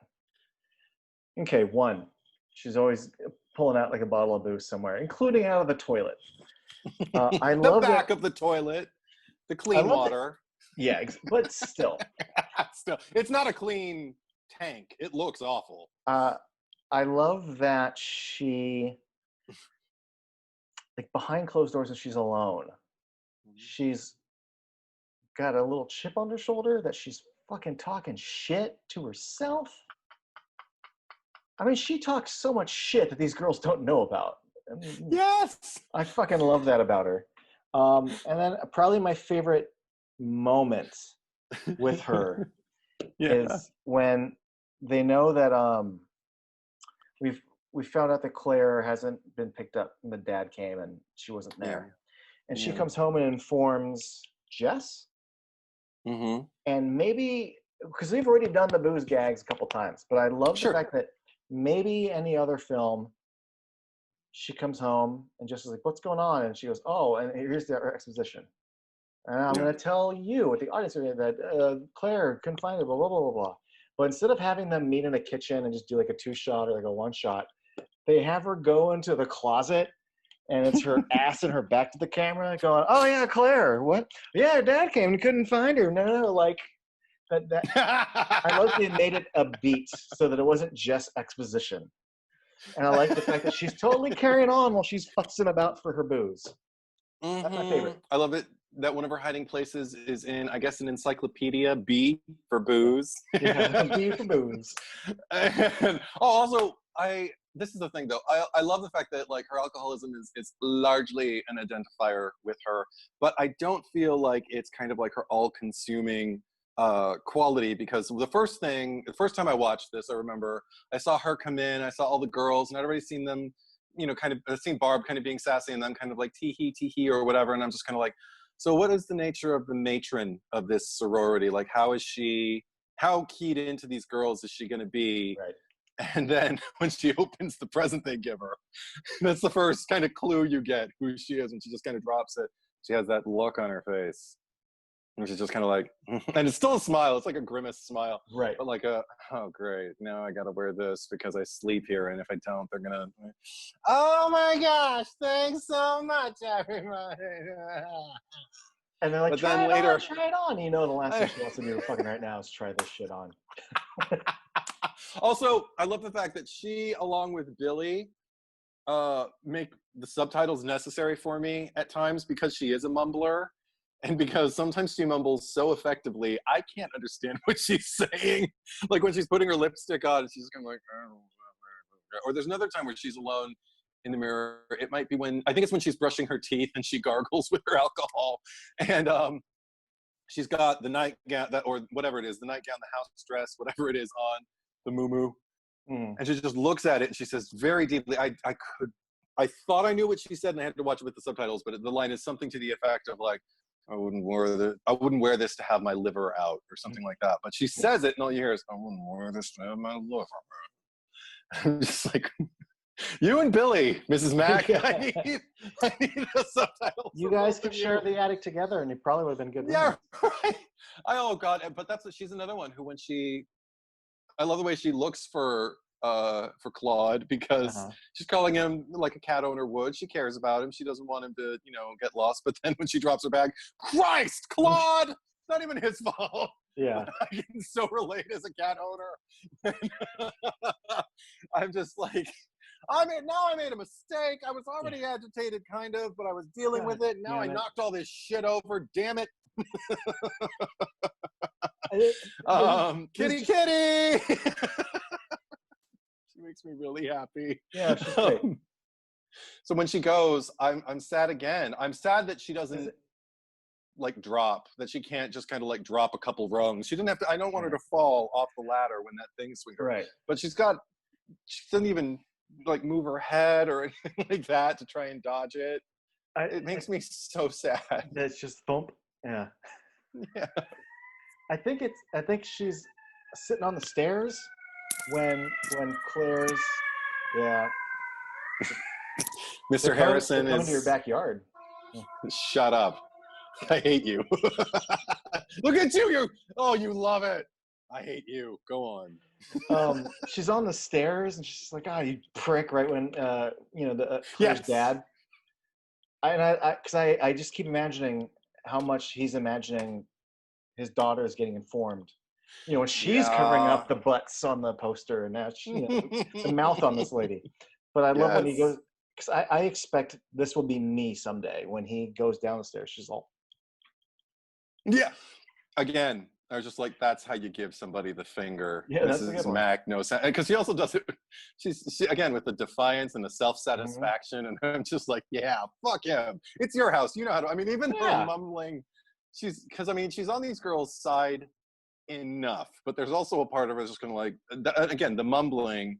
I had to read the subtitles to know exactly what it was that she was saying, and it was something to the effect of just kind of like, some of that. Oh, some of that, like they would hump, what was it, the Empire State Building or something like that, or hump the Leaning Tower of Pisa if Yes. they could. Yep. But she's saying, hump the Leaning Tower of Pisa if they could. I'm just like, what? But I love that's the kind of shit she's fucking muttering off to herself, when they're like, "Hey, Yeah, I Mrs. think I am. Mac." She's like, I think I am a little bit every single one of the women in this movie, and proud of it. would you say that I am every woman It's all in me. in this? Yeah. Oh, I'll say. don't do anything with that. Um, I wrote something right at the top though, just while I was. Oh, did you want to say something? I have one more thing about Mrs. Mac Okay, go for it. that Go for it. Go for it. I never noticed before. Yeah. I love that. I don't need to go on too much, but there's a lot of smart choices in this movie when it comes to the way the camera moves, the way things are kind of revealed, the edits and stuff. But I like that we're almost trained now when the sliding bathroom mirror, we're waiting for someone to be there. And I look, there never is. They're just toying with us. But when she's sliding the bathroom mirror at one point, you see her denture glue.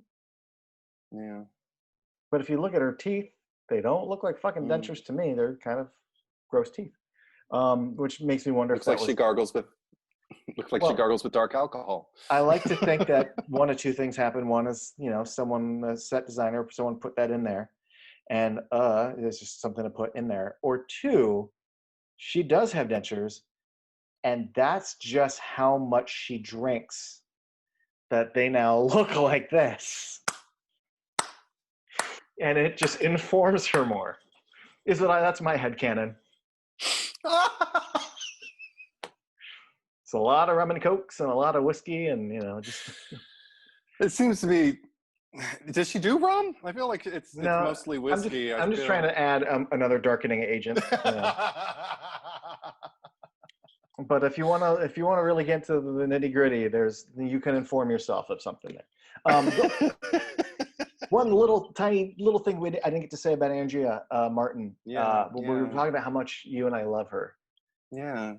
I am happy with the fact that she's the one kill we don't have to watch. Yeah. Like she goes in first of all, I feel awful when she gets yanked in and the door closes. But I hate it. I hate it. Unlike watching Barb get stabbed repeatedly, unlike watching someone get choked to death through plastic. Yeah. Considering how much I care about Andrea Martin, I'm really glad I don't have to watch her die in this movie. Just a little thing. I mean, yeah. I appreciate it. Well, considering her and Jess are my two favorite characters, I like that they're the two that I have avoided. Whereas Barb gets the most vicious. I feel like, but I mean, actually, I mean, as far as the girls in the house, probably, but I'd still rather wrangle a drunk Barb than ever have to spend 5 minutes with Peter. Oh yeah, especially when you find out he will take a pole and bash a piano. Just his self-importance and his and his cluelessness, like right at the very end when he's trying to get into the basement, and then he finally does, and he's talking to Jess like, what's wrong? I mean, I feel like a sane person, or not even a sane person, I feel like a person who's dialed in to what's going on with their significant other. Yeah, your roommate's missing. There's a police car outside. Girls are disappearing and dropping like flies, and well, I'm gonna leave the conservatory because you're not gonna kill her. And it's like because also, I mean, I'm trying to think if there's anything redeeming, because the thing is, I can find redeeming things about Barb. I can't find anything redeeming. I can even find redeeming things about Mr. Harrison.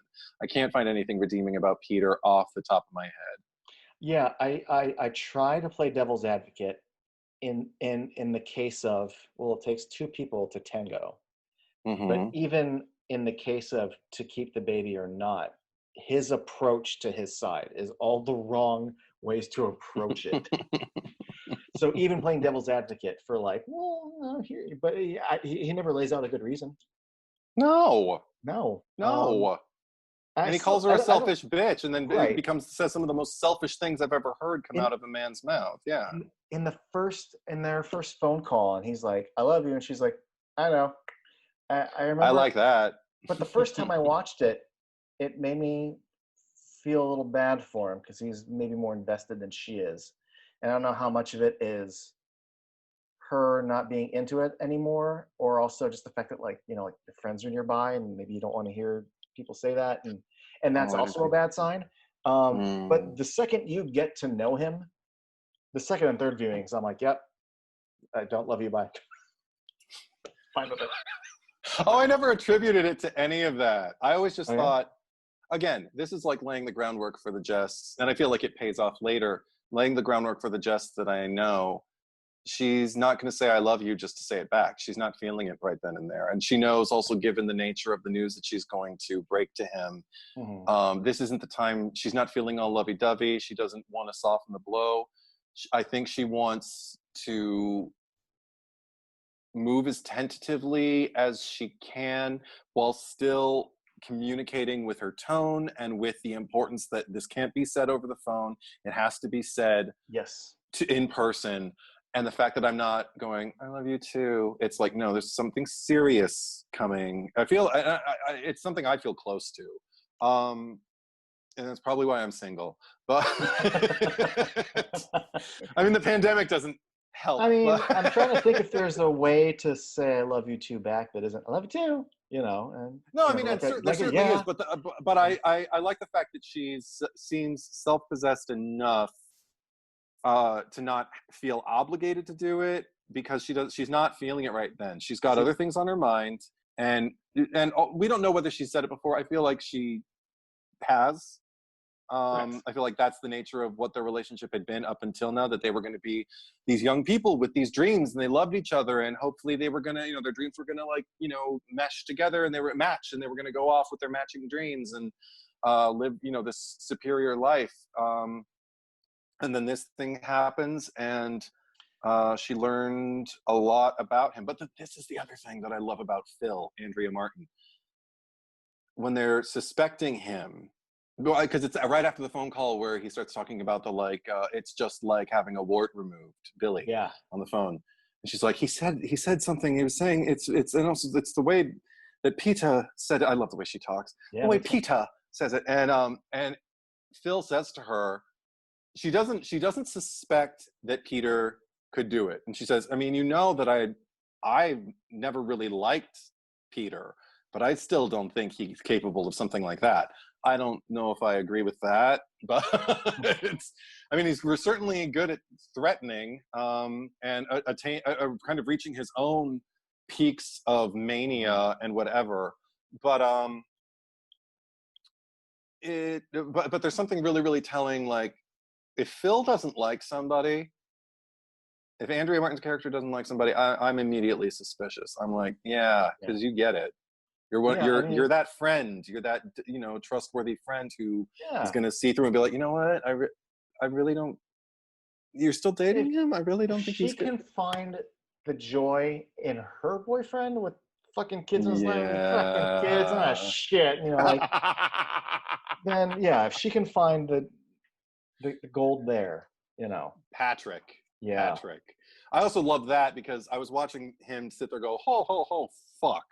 And I'm like, still not the most inappropriate interaction I've seen with a Santa in a movie you've shown me.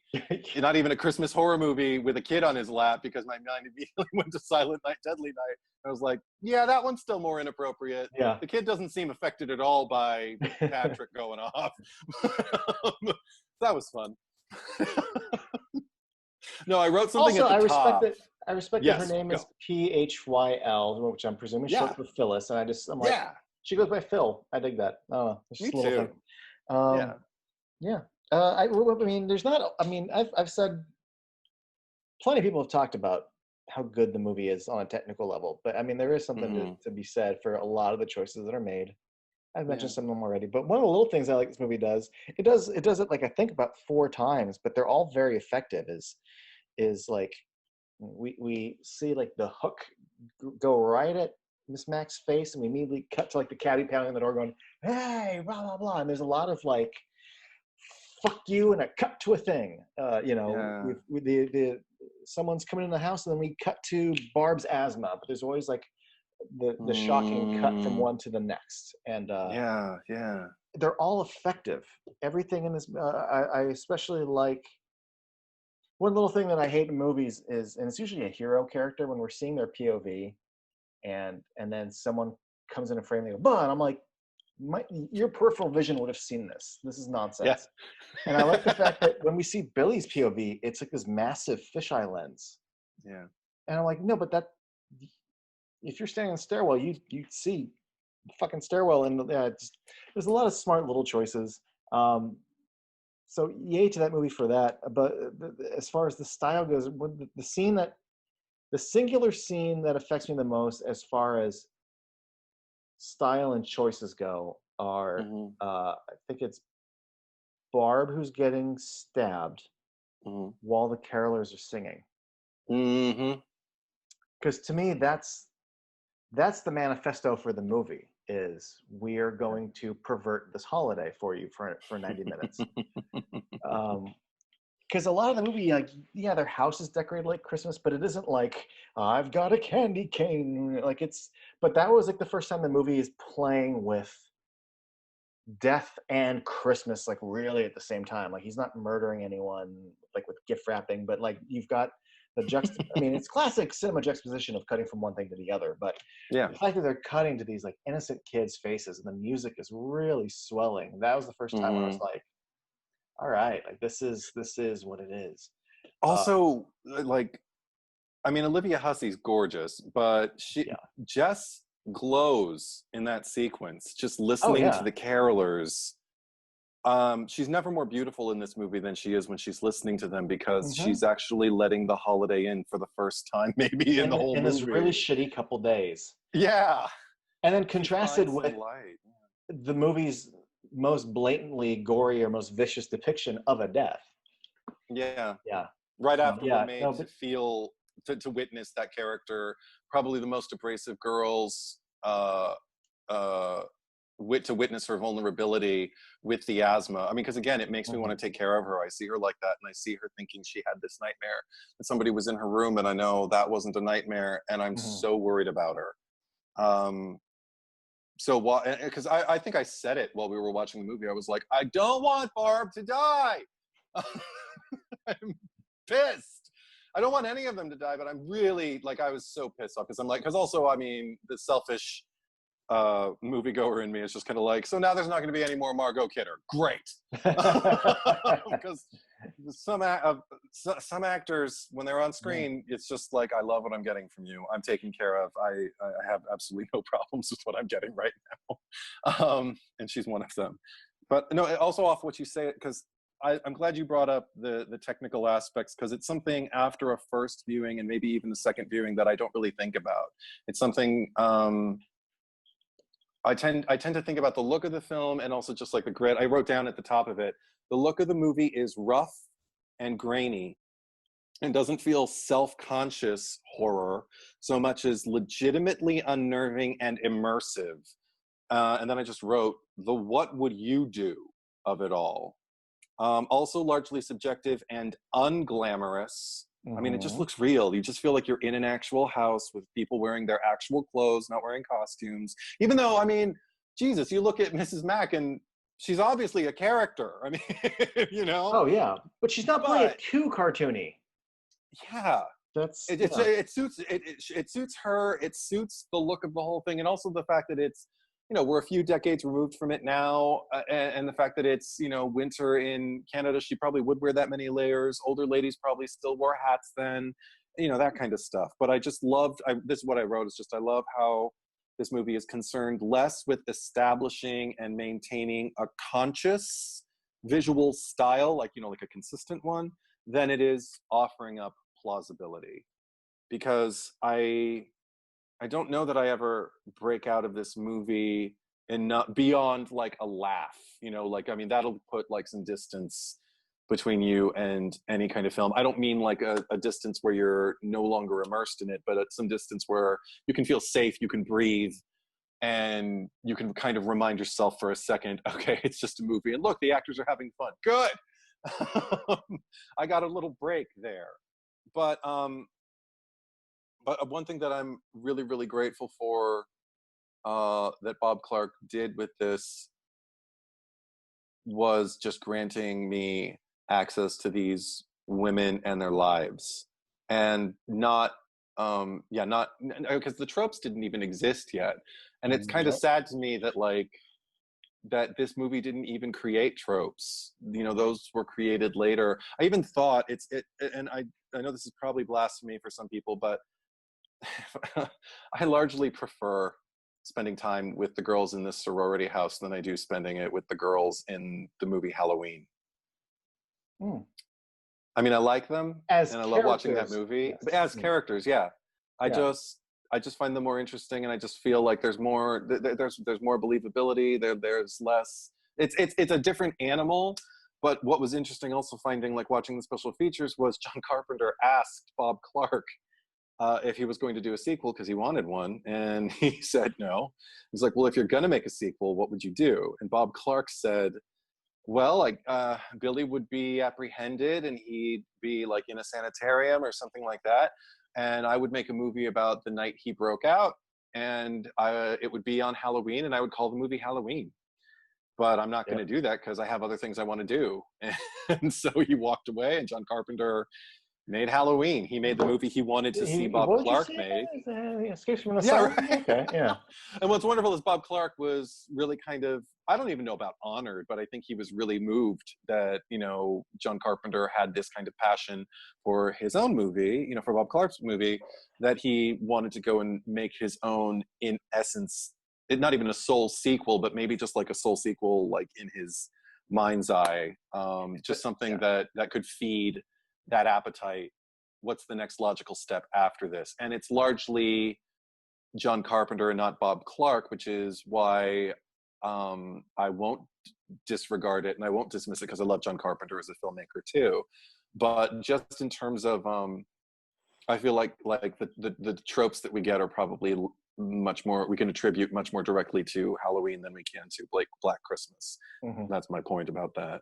So Um, when you're talking about when you revisit horror movies and you don't think about the technique as much or whatever, do you ever Mm-hmm. notice the red flowers and their connection to death in this movie? No. Because that's not something I ever picked up on before.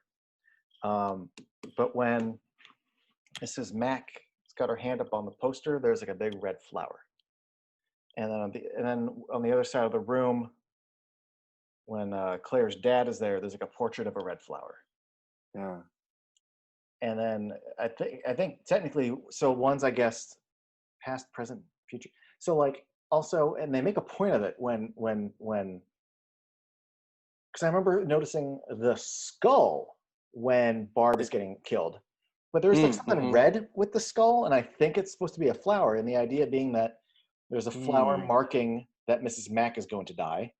And the other side of the room Mm. by Claire's dad is the marking that Claire has died, Oh and then wow. Barb is being killed, and there is a red flower. So you have like a past, and a present, and a future, red flower, red flower, red flower. Wow, I never noticed that. Yeah.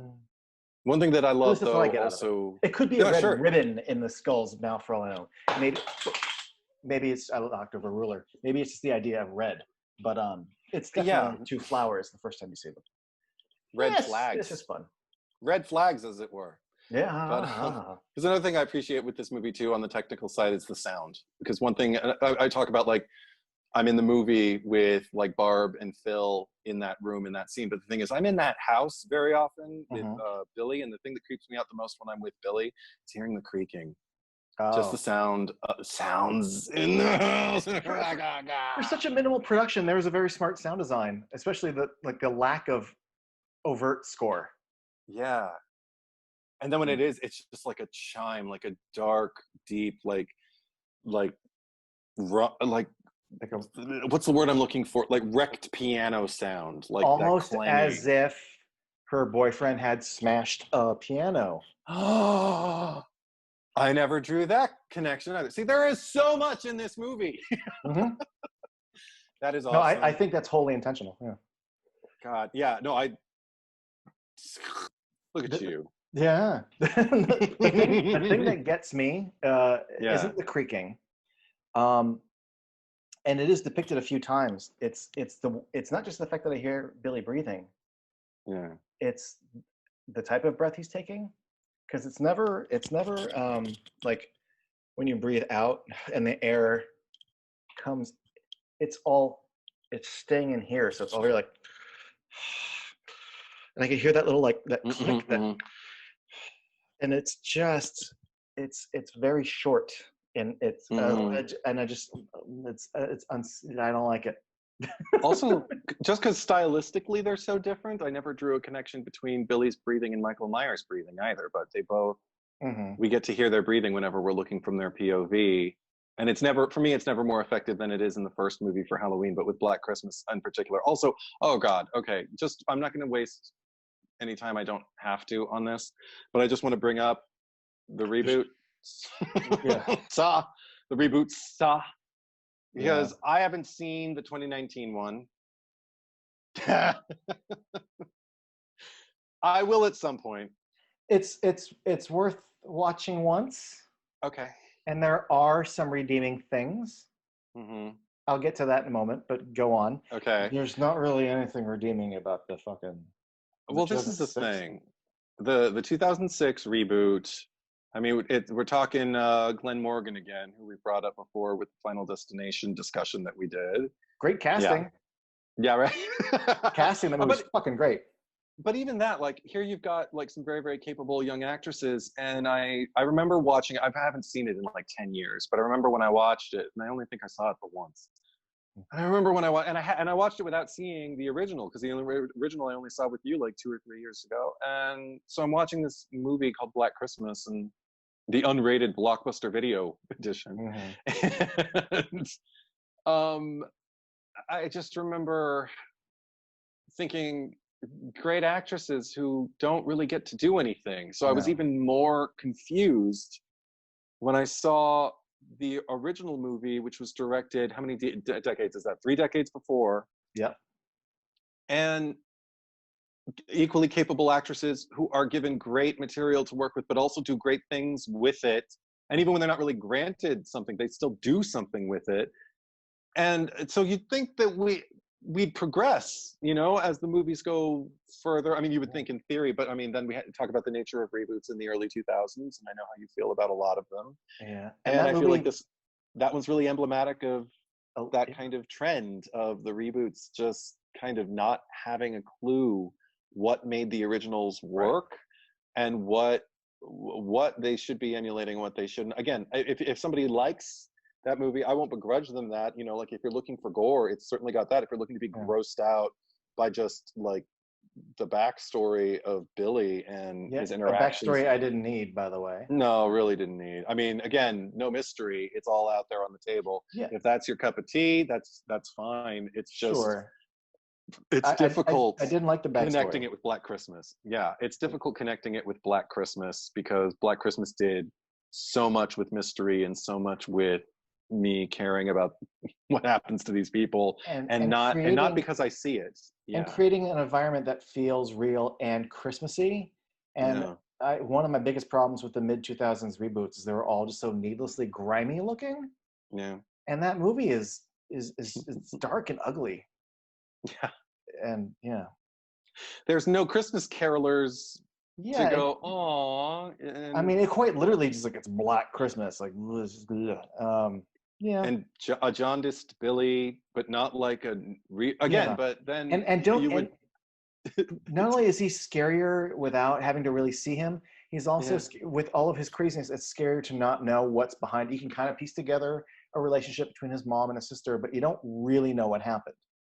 And Mm-hmm. that's one, letting my imagination handle that is great. Two, the lack of being able to rationalize with it because you don't know, great. Yeah. But also like without really seeing his face and without really understanding him, it kind of makes him more than a man. It makes it, again, if you're doing a movie about a woman and my body, my choice, and my shitty boyfriend and the uptight dad, you really are creating, not that long after the women's lib movement, a story that makes it a killer who's aggressively anti-woman. You're now making him the metaphysical embodiment of misogyny versus your final girl being like the embodiment of, at the time, a kind of contemporary idea of feminism. Yeah. And now we're like, no, he's just a crazy guy. Here's his backstory. I'm like, no, never mind. It was like the Rob Zombie Halloween all over again. To me, one of the things that makes Carpenter's Halloween work is that without any explanation, Michael Myers is just born evil. He is pure evil. And compared to her friends, Laurie Strode is good and innocence. And it's a story of good and evil. It's the simplest little thing. And by over-explaining Mike Myers, by over-explaining Billy, you take away the essence of what makes the thing the thing.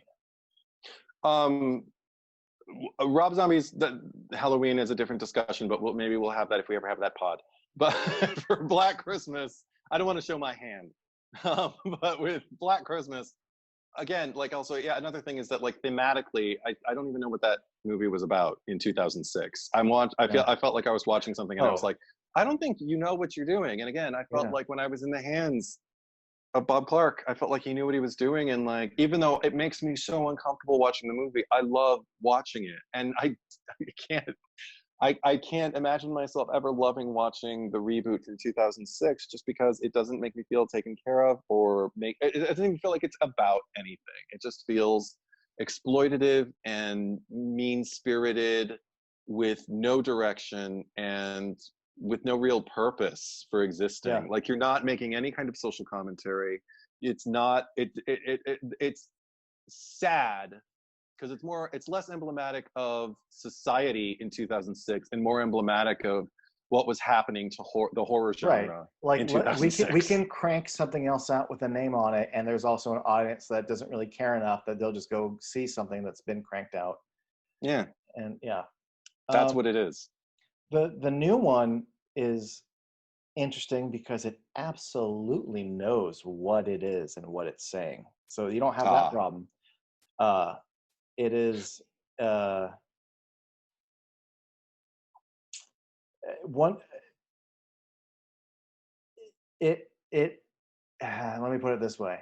I'd probably be much more okay with it if it wasn't called Black Christmas, because the only thing it has going with it in the new one is, well, it's some sorority girls and it takes place at Christmas. And that's not enough. Like it's such its own story. It's such its own characters, completely different kind of villain and threat. And unfortunately, some girls at a college and Christmas time aren't enough for it to have the brand Black Christmas attached to its name. Right. But I do, it is, some criticized it. I was fine with it being quote unquote like aggressively feminist, because I'm like, well, Black Christmas was already a pretty feminist movie. I mean, we're not going to call it a feminist movie. But the markings are there for feminist themes. Sure. Considerably so. So the remake saying like, well, ours has this feminist take on it. I'm like, well, no, it already was feminist. But what I appreciate about the new one, first of all, people poo-pooed it for being PG-13 and not being very gory. The fucking original Black Christmas is not very gory. Movies can be effective without gore. This is fine. I love Imogen Poots. I will watch Imogen Poots in fucking anything, and she's really good in the movie. But I really respect that, and I really fucking mean this. It is very much the product of Time's Up and Me Too. And after seeing so many women come forward in real life and come forward with their truths and confront real horrible atrocities put upon them and confronting them, to have a contemporary horror movie, no one was making horror. Like, this is the first movie to really lean into that, where this is specifically what the women are struggling with in the movie. This is what they're fighting against, and this is the baggage they have, and these are the fears they have.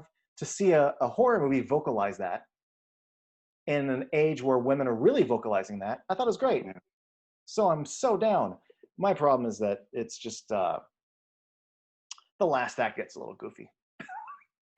I don't want to spoil it for you, but there's some stuff that like was mentioned earlier that I thought was like maybe like metaphorical, and then at the end you're like, oh, it's not metaphor. We're doing this now.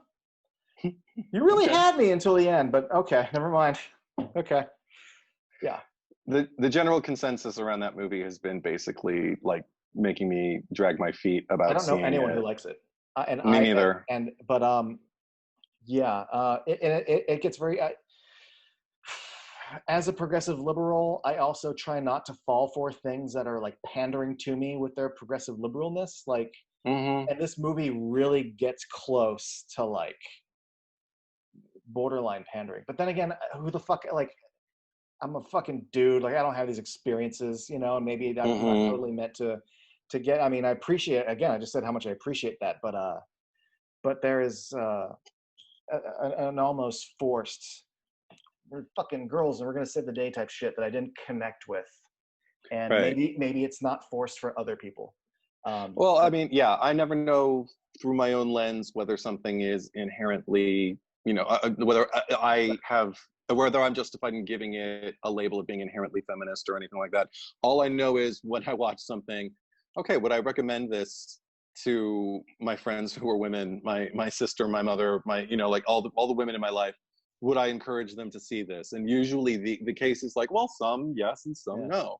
But like there was more than like more than that answer. Usually it's just a resounding fuck no. You're making me remember, I think it's Countdown, which came out last fall, the death app movie. Oh god, didn't even know. No, yeah. Oh god, no, I saw it, and again, that was my first kind of like foray into, or my first experience with, because I didn't know that's what I was walking into a movie that was written by a man and directed by a man, about a woman and her own kind of time's up experience. And it was horribly handled. It was so had so little respect for its subject matter and was so thrown together. I can't even speak articulately about it because it's been a little under a year since a few months shy of a year since I saw it, and I'm never seeing it again. But I just remember about a third of the way into it, I was just kind of like, okay, I watched the trailer and I was good. Let's just wait for this to be over. And then it just shocked me even more. I just kept sinking deeper and deeper into my seat until at one point I thrust myself up and I was like, are you kidding me? I mean, it made me angry. It made me legitimately angry. And I almost wanted women in my life to see it just so we could all laugh at the dumb men who made this movie. I had zero interest in seeing this movie, and now you make me want to just experience whatever it is you're describing. I wish I could say it's laughably horrible, but it's not painless. And it's so, you're going to be angry. You're going to be angry. I was never angry at the Black Christmas remake, although I know a girl who hated it and was angry, and she's like, I can't believe I wasted my time and blah, blah, blah. I'm like, okay, so it's not wow. Just got it. Okay. Let me just put it this way. There have been many movies where there comes a moment where a woman comes up or women rise up, and I'm like, fuck yeah, and I'm like with it at that moment. And this movie, I did not rise up when they rose up. It felt like I'm supposed to, and I didn't get there. Yeah, you can see the wires, as it were. Yeah. But yeah. Other just little notes, because I was interested. I wondered, has there ever been a sequel? Little notes. To this one? Don't whisper to me. Well, no, just because I wondered, has there ever been a sequel? And so I looked up on IMDb and I saw one thing from, two things actually. One was in 1977. It was in the UK, Stephen Frears directed it. What? It's called Black Christmas, and the IMDb breakdown is: a black family and their white neighbors celebrate Christmas, but things do not go as well as they hope. And it's not a horror movie, it's a drama. That was my question. What genre is it? Yeah, so that was when I was just kind of like, oh, okay, so it's not connected. Sounds horrible, but Stephen Frears, I don't know. But I don't want to run out and see it because I never hear anybody talk about it. But who knows? It could be a gem. I mean, hidden gem. if The Grifters and High Fidelity and Philomena and or any I mean, I love Stephen Frears. Yeah, My Beautiful Laundrette. But didn't he do Dangerous Liaisons? Yeah. I think so. Yeah. I didn't want to say it because I'm tired and I'm like, I think he did, but I'm pretty sure. And you know how I feel about that movie. And there was a movie and my brain is so bad. It was Audrey Tautou was in it and Chiwetel Ejiofor, I think, and it took place in a hotel. And it was like, I think it was all in French, and it was really, really, really, really, really good. Okay, I don't know that one. Anyway. Sorry. No, I haven't seen Audrey Tautou in a while. But when I think Stephen Frears, it's one of the first movies that pops in my head, and now I can't remember the name of it. But anyway. It'll come to you. It'll come What to else? you. Okay, so the other one I looked up was, where is it? Fuck. Oh, yeah. Black Christmas. Black Christmas, The Night Billy Came Home. Oh, I don't like that. Yeah. In 2016, it was directed by John Sackett. I saw some screenshots on IMDb of the movie. Like it looks like it's legitimate screenshots off of a phone, and the same resolution. Like the resolution you are right now, that's the resolution of the movie, so it looks like it was shot on a smartphone. And the only details I could get about it, aside from that, was it has a $10,000 budget, allegedly. Oh. So I guess it's a fan. Sounds like film, but it is called The Night Billy Came Home. That's the subtitle. So I guess it's kind of like an honorary sequel. I don't believe it's canon.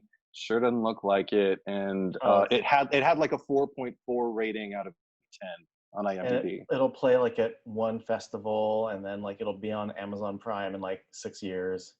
Maybe click on it, and it's gonna be shot on cell phones and right. And nobody of note, like I don't like need a sequel. I was just kind of like, don't know you. Oh, I don't need Black Christmas 2, Jess's Revenge. I mean, I would have loved if I could have seen Bob Clark's. I mean, I feel like I did when I watched Halloween now, in a way. Right, but in a way, yeah. I would have loved to have seen what Bob Clark would have done if he had. That's the thing. I don't want Bob Clark to make anything he's not passionate about. He is very passionate about. Right. This. Like I don't need When a Stranger Calls again. Like right. Yeah. Which is the one that actually holds the legend for The Call Is Coming from Inside the House. But it was made, I think, 5 years later? Yeah. 1979? Yeah. But that's the one that's what I certainly think of when I think like of The Call Is Coming from Inside the House. And have you checked on the children? That line too. The movie says so much thematically. Like I feel like it said all it needs to say. So it's not just about the plot, but like what else? Like again, like nothing in the other two Black Christmases give me the charge of everything I know about Jess leading up to that choice to not leave the house, but to grab a knife and like go up the stairs and find my friends. Yeah. So I got what I got. I don't need any more. I'm good. I'm just gonna keep watching this like every year. Few things are gonna freak me out more than just watching her run and get her hair pulled as she's going down those stairs. And I love that one, you're keeping the killer mystery, but two, you're also keeping me like in her, like by framing it on her, I'm also with her. I don't need to see him. I got his creepy ass eyeball. I'm good. Before we go though, I just want to say one little tiny thing, and that is when I was talking about Jala movies, I just want to mention one tiny little thing. When I was referring to the four girls that go to the house and get killed, that was a movie called Torso, not directed by Mario Bava. It's directed by Sergio Martino. So apologies to all the Martino fans out there, not Mario Bava. But if you are interested in one of the more slashery